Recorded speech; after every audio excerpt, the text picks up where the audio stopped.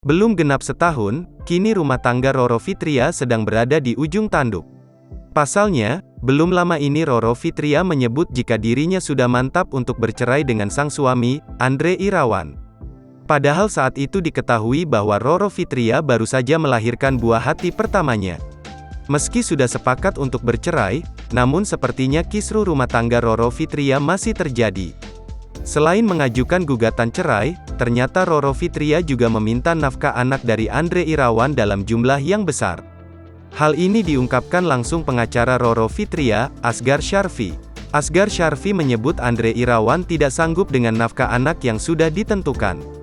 Ia juga heran dengan pernyataan Andre Irawan yang tidak sanggup dengan permintaan nafkah anak.